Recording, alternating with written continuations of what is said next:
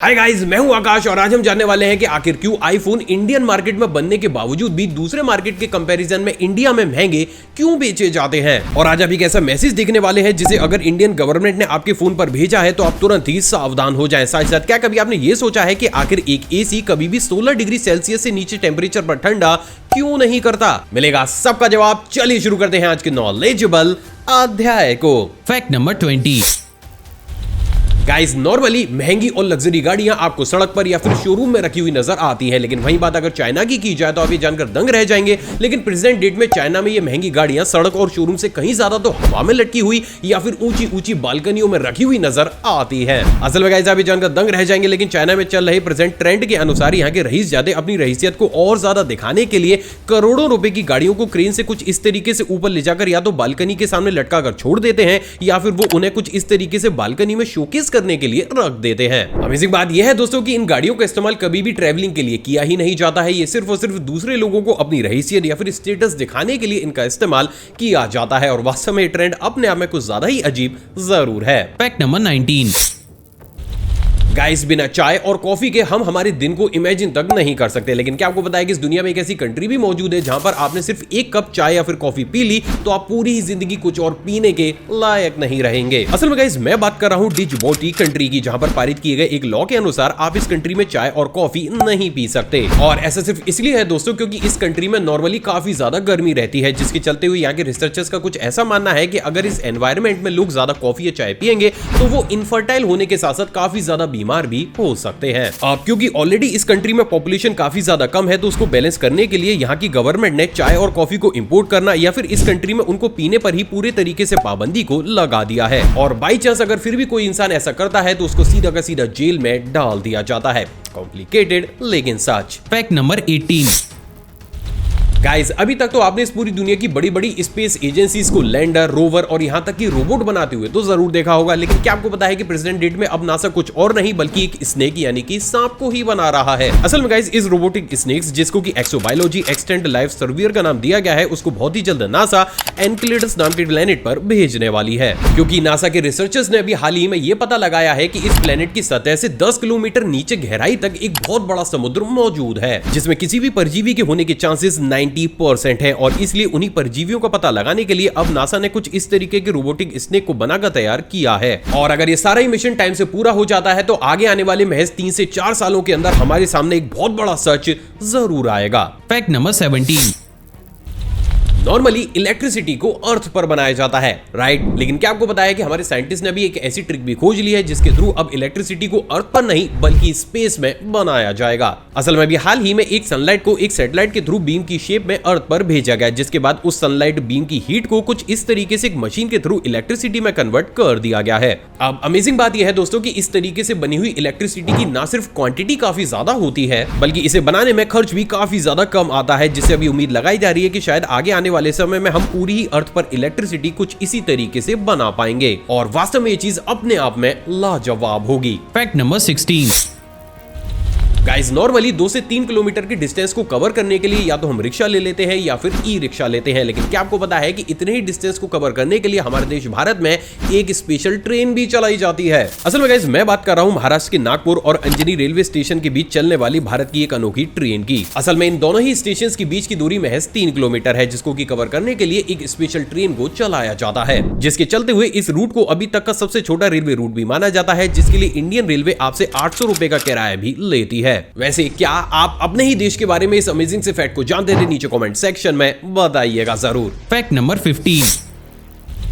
Guys, जब भी बात शूज की आती है तो यही ट्रेडिशनल डिजाइन हमारे दिमाग में आती है, लेकिन क्या आपको पता है कि जब इनिशियल स्टेज पर शूज को बनाया गया था तो उनकी डिजाइन कभी भी ऐसी थी ही नहीं। असल में भी हाल ही में रिसर्चर्स को इजिप्ट से 3000 साल पुराना दुनिया का सबसे पहला शू मिला है, जिसको कि वुड यानी कि लकड़ी का इस्तेमाल करते हुए बनाया गया है। और इस शू में आप बेहद आसानी से ये देख सकते हैं कि कैसे शुरुआती दौर में जूतों को टो या फिर फिंगर की शेप में ही बनाया जाता था और इसे आप इस तरीके से एक सांचे की तरह अपने पैर पर चढ़ा सकते थे। हालांकि ये शू पूरी तरीके से डैमेज हो चुका है, लेकिन फिर भी इस बात का अंदाजा आप इस चीज से लगा सकते हैं कि शुरुआती दौर में शूज को आगे से गोल नहीं बल्कि कुछ इस तरीके से आगे से एक पैर की रेप्लिका की डिजाइन में बनाया जाता था। Fact number 14।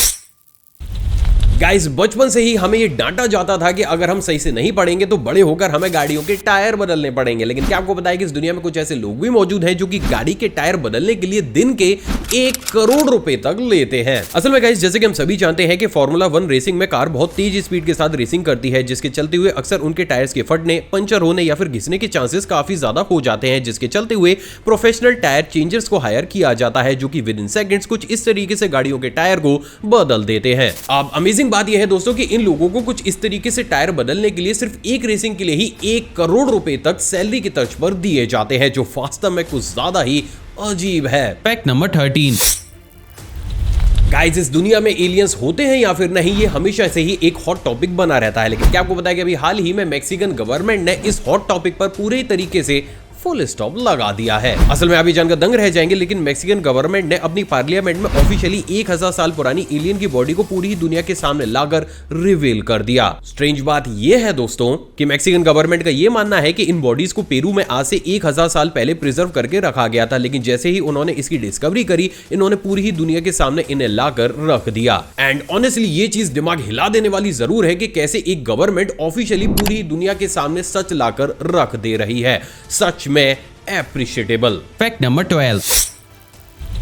गाइस क्या आपको पता है कि प्रेजेंट डेट में जापान में जितने भी बड़े बड़े और लग्जरी होटल्स को बनाया जा रहा है, उनकी बिल्डिंग्स में आपको कुछ इस तरीके से कभी भी एक सिंगल विंडो तक देखने को नहीं मिलेगी। तो फिर आखिर ऐसे में सवाल तो जरूर खड़ा होता है कि आखिर जापान बिना विंडो के होटल्स को बना ही क्यों रहा है। असल में गाइस जापान में पिछले काफी सालों से लोग अक्सर होटल के रूम को बुक कराकर उसकी विंडो पर खड़ा होकर जंप करके खुद को ही खत्म कर लिया करते थे, जिसके बाद वहां की गवर्नमेंट ने इस नियम को पारित कर दिया कि अगर कोई भी गेस्ट होटल की बिल्डिंग से जंप करके खुद को खत्म कर लेता है तो उसकी पेनल्टी होटल को भी देनी पड़ेगी, जिससे निजात पाने के लिए अब वहां के बड़े बड़े होटल्स की बिल्डिंग्स को कुछ इस तरीके से बिना विंडो के ही बनाया जा रहा है। और वास्तव में ये चीज कुछ ज्यादा ही अजीब जरूर है। Fact number 11। गाइस नॉर्मली हम पीसी के कीबोर्ड या फिर लैपटॉप को यूज करने के बाद उन्हीं हाथों का इस्तेमाल करते हुए कुछ भी खा जाते हैं, लेकिन क्या आपको पता है कि अगर आप भी ये काम करते हैं तो आप भी बहुत बड़े स्केल पर खुद को बीमार कर रहे हैं। दोस्तों अभी आपकी स्क्रीन पर आपको एक पीसी या फिर लैपटॉप के कीबोर्ड की माइक्रोस्कोपिक वीडियो दिख रही है, जिसमें आप बेहद साफ तौर से ये देख सकते हैं कि कैसे महज 2 दिन के अंदर ही हमारे कीबोर्ड की कीज और आसपास के एरिया में कितनी बड़ी क्वांटिटी पर बैक्टीरिया डेवलप हो जाते हैं। तो अगर आप डेली बेसिस पर लैपटॉप या फिर पीसी का इस्तेमाल करते हैं तो उनके कीबोर्ड को टाइम टू टाइम क्लीन जरूर करें, और इनका इस्तेमाल करने के बाद अगर आपको कुछ भी खाना है तो उससे पहले अपने हाथों को अच्छी तरीके से वॉश करें। Fact number 10। गाइस अभी तक तो आपने इस पूरी दुनिया के एक से एक स्पाइसी और अमेजिंग चिप्स तो देखे होंगे, लेकिन इससे उलट क्या कभी आपने इस पूरी दुनिया के सबसे महंगे चिप्स को देखा है? असल में स्वीडन की सेंट एरिक्स ब्रेवरी कंपनी के द्वारा बनाए जाने वाले पोटैटो चिप्स पूरी दुनिया में सबसे ज्यादा एक्सपेंसिव चिप्स होते हैं, जिसके की पैक में सिर्फ 5 ही चिप्स निकलते हैं और इनकी कीमत इंडियन करेंसी के हिसाब से लगभग 3800 रुपए के आसपास होती है। और ऐसा सिर्फ इसलिए है दोस्तों क्योंकि इसमें पूरी दुनिया की काफी ज्यादा महंगी स्पाइसेस डालने के साथ साथ कुछ ऐसे इंग्रेडिएंट्स का भी इस्तेमाल किया जाता है जो कि अपने आप में काफी ज्यादा रेयर होते हैं। सच में दमदार। Fact number 9। गाइस क्या आपको बताया कि अभी हाल ही में जारी की गई एक रिपोर्ट के अनुसार जापान में रोड एक्सीडेंट्स लगभग ना के बराबर होते हैं, लेकिन कहानी में ट्विस्ट इतना है दोस्तों कि इसके पीछे का मेन कारण अच्छी ड्राइविंग नहीं बल्कि रोड स्प्रिंकलर्स हैं। असल में इन स्प्रिंकलर्स को जापान की हर एक मेन सड़क पर कुछ इस तरीके से इंस्टॉल किया जाता है, जिसमें गर्मियों में ठंडा पानी निकलता है जो कि रोड के टेम्परेचर या फिर तेज धूप में उसके टेम्परेचर को काफी ज्यादा कम कर देता है ताकि गाड़ी के टायर बर्स्ट ना हो सके। जबकि इससे उलट विंटर्स में इनसे काफी ज्यादा गर्म पानी को निकालकर रोड पर जमी हुई बर्फ को पिघला दिया जाता है, एंड एज अ रिजल्ट सिर्फ इन्हीं स्प्रिंकलर्स की मदद से जापान में रोड एक्सीडेंट्स की तादाद काफी ज्यादा कम हो चुकी है। वैसे क्या इस चीज को इंडिया में भी इंट्रोड्यूस करना चाहिए? आप अपनी नीचे कमेंट सेक्शन में दीजिएगा जरूर। Fact number 8।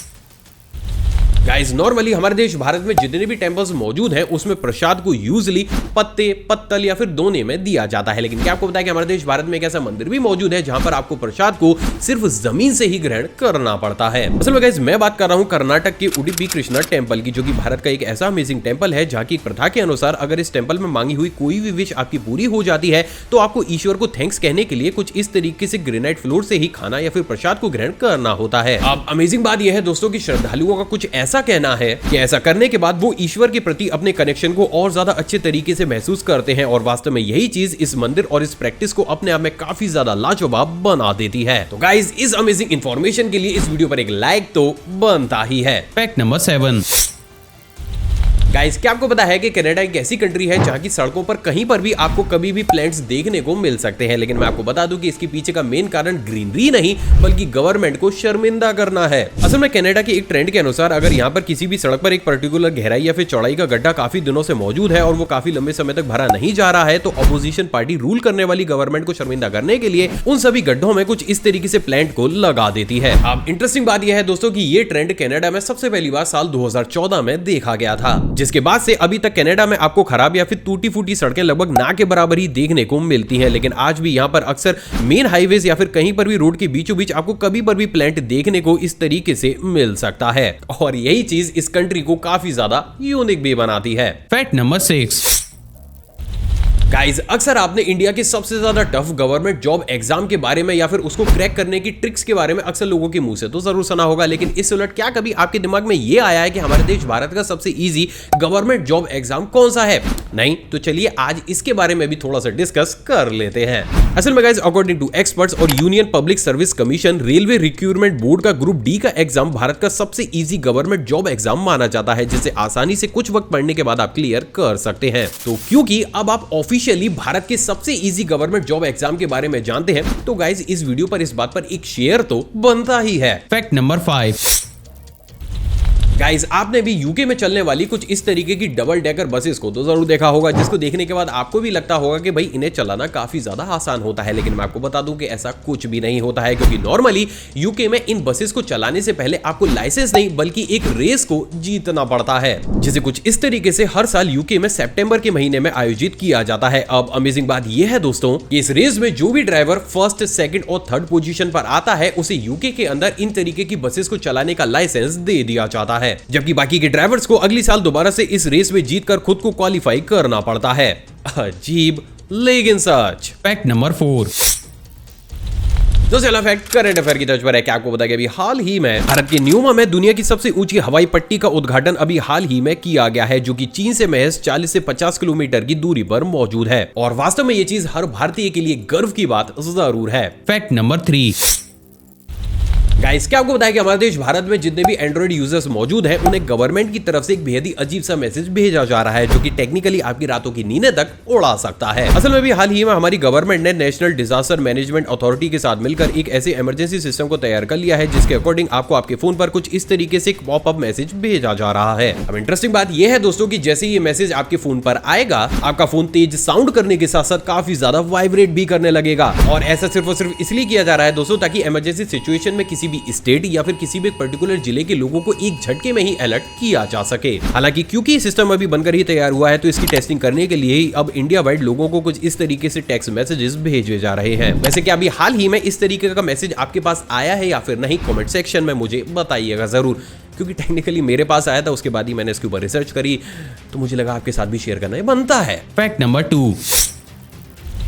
आखिर क्यों कोई भी एसी 16 डिग्री सेल्सियस से नीचे टेम्परेचर पर रूम या फिर ऑफिस को ठंडा क्यों नहीं करता? असल में गाइस, आपने भी इस चीज को कभी ना कभी तो जरूर सोचा होगा कि ज्यादा तेज गर्मी में जब हमें हमारे रूम या फिर ऑफिस को एकदम से ही ठंडा करना होता है, तो हम हमारे एसी को फुल पावर पर चला देते हैं। लेकिन इसके साथ ही क्या कभी आपने ये सोचा है कि आखिर कोई भी कमर्शियल एसी या फिर नॉर्मल एसी अपने टेम्परेचर को कभी भी 16 डिग्री सेल्सियस से नीचे लेकर क्यों नहीं जाता? वैसे अगर नॉर्मल शब्दों में बोलूं तो 16 डिग्री सेल्सियस से नीचे जाने पर एयर कंडीशन की हवा टाइट हो जाती है। अब ऐसी हवा टाइट क्यों होती है, चलिए आज इसे समझने की कोशिश करते हैं। असल में गैस, नॉर्मली एक एयर कंडीशनर को चलाने के लिए एक कंप्रेसर की जरूरत होती है, जो कि गैस को एक पॉइंट तक तेज स्पीड के साथ कंप्रेस करता है, और जैसे ही वो कंप्रेस्ड एयर आगे बढ़ के आपके इंडोर यूनिट में सर्कुलेट होती है, तो क्योंकि उसका प्रेशर थोड़ा सा रिलीज हो जाता है, तो वो गैस ठंडी होने लगती है, जिसके चलते हुए आपके इंडोर एसी का कूलिंग कॉइल काफी ज्यादा ठंडा हो जाता है। अब यहाँ पर कूलिंग कॉइल से मेरा मतलब जो इंडोर यूनिट में आपने देखा होगा एक अजीब सी जाली और ऐसे पाइप राउंड राउंड राउंड होते हैं, वो उस तरीके का जो यूनिट होता है उसे कूलिंग कॉइल कहा जाता है, और उसी से ही मेरा यहाँ पर मतलब है। अब गाइस, जैसे ही हमारा कूलिंग कॉइल ठंडा होता है, तो ब्लोअर की तेज हवा के थ्रू उस ठंडक को वो हमारे रूम में सर्कुलेट कर देता है, एंड एज अ रिजल्ट हमारा रूम ठंडा हो जाता है। लेकिन यहीं पर ही साइंस का एक छोटा सा लॉ लग जाता है, जिसको कि पेस्की प्रॉपर्टीज ऑफ वाटर कहा जाता है। असल में गाइस, इस लॉ के अनुसार सरफेस कभी भी आसपास मौजूद हवा के ड्यू पॉइंट से ज्यादा ठंडा नहीं हो सकता, क्योंकि अगर ऐसा होगा तो सरफेस के आसपास बर्फ जम जाएगी। तो अब क्योंकि इस केस में वो सरफेस हमारा कूलिंग कॉइल है, तो अगर एक कूलिंग कॉइल को 16 डिग्री या फिर उससे भी ज्यादा ठंडा कर दिया जाएगा तो वो देखते ही देखते बर्फ से कवर हो जाएगा एंड एज अ रिजल्ट उस केस में ना ही आपका एसी प्रॉपर तरीके से काम कर पाएगा, साथ ही साथ उसके डैमेज होने के चांसेस भी काफी ज्यादा बढ़ जाएंगे। तो इन शॉर्ट आप ये कह सकते हैं कि ज्यादा पावर के कंप्रेसर का यूज करते हुए हम उसके टेम्परेचर को 16 डिग्री से नीचे तो बेहद ही आसानी से ले जा सकते हैं, लेकिन हम हमारे कभी भी इंडोर यूनिट को ऐसा बिल्ड नहीं कर सकते हैं कि उसके ऊपर बर्फ ना जमे। और यही वो सबसे बड़ा कारण है जिसके चलते हुए 16 डिग्री सेल्सियस एक ऐसा टेम्परेचर होता है जिस पर जाकर हमारा कूलिंग कॉइल बर्फ से नहीं जमता, और इसलिए सभी एसी में मिनिमम टेम्परेचर को 16 डिग्री सेल्सियस ही रखा जाता है। वैसे एक सीक्रेट वाली चीज को बताता हूं, लास्ट वीडियो में एक सब्सक्राइबर ने कमेंट करके मुझसे इसका आंसर पूछा था। होपफुली उनके साथ साथ आपको भी इसका प्रॉपर आंसर आज मिल गया होगा। Fact number 1। आखिर इंडिया में बने हुए आईफोन इंडिया के अंदर ही काफी ज्यादा महंगे क्यों बेचे जाते हैं? असल में गाइस आज से कुछ समय पहले जब एप्पल ने ये अनाउंस किया था कि वो बहुत ही जल्द अपने आईफोन की मैन्युफैक्चरिंग को इंडिया में करना शुरू कर देंगे, तो हमें से बहुत से लोगों ने ये कयास लगाया था कि मे बी आगे आने वाले लेटेस्ट आईफोन हमें इंडिया के अंदर काफी ज्यादा सस्ते देखने को मिलेंगे। लेकिन उससे उलट आज मैं आपको बता दूं कि प्रेजेंट डेट में made in India iPhone Indian market के अंदर यूएस के मार्केट से भी काफी ज्यादा महंगे बेचे जा रहे हैं। तो फिर आखिर ऐसे में ये सवाल तो जरूर खड़ा होता है कि फिर आखिर क्यों एप्पल का आईफोन 15 का टॉप मॉडल इंडियन मार्केट में ही बनकर इंडियन मार्केट में ही 1,99,900 रुपए का बेचा जा रहा है, जबकि वही फोन यूएस मार्केट में लगभग 1,32,000 रुपए का बेचा जा रहा है। तो चलिए आज इसे भी समझने की कोशिश करते हैं। असल में गाइस इसके पीछे बहुत से कारण हैं। बात अगर सबसे पहले कारण की जाए तो वो है मैन्युफैक्चरिंग। असल में गाइस बहुत ही कम लोगों को ये मालूम होगा, लेकिन एप्पल अभी भी पूरे तरीके से अपने फोन की इंडिया के अंदर मैन्युफैक्चरिंग नहीं कर पा रहा है। वो आज भी मेन इक्विपमेंट्स या फिर बोर्ड को दूसरी कंट्री से इंपोर्ट करके इंडिया के अंदर सिर्फ असेंबल कर रहा है, जिसके चलते हुए इस इंपोर्टिंग पर हमारी कंट्री 22% की इंपोर्ट ड्यूटी लगाती है,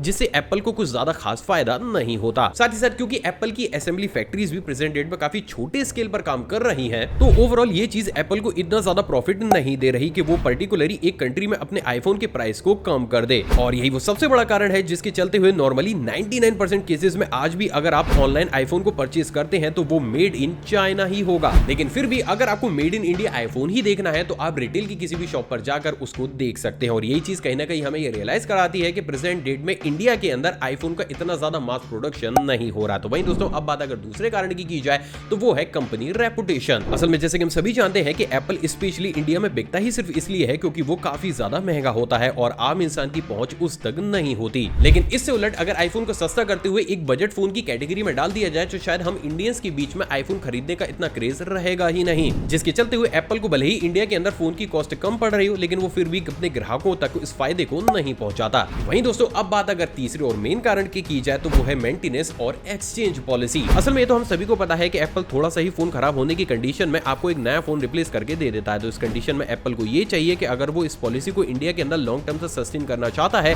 तो उसे अपने रेवेन्यू को भी काफी ज्यादा जनरेट करना होगा, जिसके चलते हुए एप्पल कभी भी उस प्रॉफिट को आम जनता तक शेयर नहीं करता जो एक्चुअली में उसे इंडिया में फोन बनाकर मिल रहा है। लेकिन लास्टली मैं आपको ये भी बता दूं कि अगर आपको ऐसा लग रहा है कि मेड इन इंडिया आईफोन बनाकर एप्पल को कुछ ज्यादा ही प्रॉफिट हो रहा है तो वो भी आप गलत है, क्योंकि इस केस में एप्पल को सिर्फ 5 से 10% का ही प्रॉफिट होता है। और ये भी एक सबसे बड़ा कारण है जिसके चलते हुए एप्पल अभी इंडिया के अंदर मास मैन्युफैक्चरिंग करने के लिए ज्यादा पैसा खर्च नहीं कर रहा। तो ओवरऑल आप ये कह सकते हैं कि सारी चीजें मिलकर मेड इन इंडिया आईफोन को भी इंडियन मार्केट में काफी ज्यादा महंगा कर देती है, जबकि वही आईफोन जो शायद इंडिया में ही बनकर तैयार हुआ है उसे यूएस या किसी दूसरे मार्केट में बेचा जाता है तो उसकी कीमत काफी ज्यादा कम हो जाती है, क्योंकि एक तो उन कंट्रीज में कभी भी एप्पल के ऊपर इतनी ज्यादा इंपोर्ट ड्यूटी नहीं लगती है, साथ ही साथ क्योंकि वहां पर उनको और भी ज्यादा कंपटीशन को फेस करना पड़ता है तो वो अपने फोन की रेंज को मीडियम ही रखते हैं। और ये सबसे बड़ा कारण है जिसके चलते हुए इंडिया में बने हुए आईफोन हमें इंडिया में ही महंगे दिखते हैं। आई होप दोस्तों आज का एपिसोड आपको पसंद आया होगा और आपने ऑलरेडी इस वीडियो को लाइक कर दिया होगा। नहीं किया तो मैं आपको याद दिला रहा हूं, क्योंकि इस बार वीडियो का लाइक टारगेट है 15,000, जो कि आपको हर हाल में पूरा करना है, वरना दिल दुख जाएगा मेरा। साथ ही साथ आप चाहें तो मुझे इंस्टाग्राम पर ही फॉलो कर सकते हैं, जिसके लिए गूगल पर जाकर आपको आगे थोड़ा टाइप करना है। गूगल देता सीधा सीधा को मेरी इंस्टाग्राम आईडी तक ले आएंगे, क्योंकि वहां भी मैं कुछ लेटेस्ट कंटेंट लाने के बारे में सोच रहा हूं, लेकिन मुझे थोड़ा सब्सक्राइबर बेस चाहिए, तो प्लीज वहां पर भी जाके फॉलो कर दीजिएगा। साथ ही साथ एक और फ्रेश कमाल एपिसोड में आप सभी से दोबारा से मुलाकात हो ही जाएगी मेरी, ऑब्वियस सी बातें होनी ही चाहिए। लेकिन जाने से पहले आप इन वीडियोस को भी चेकआउट जरूर कीजिएगा गाइस। जय हिंद।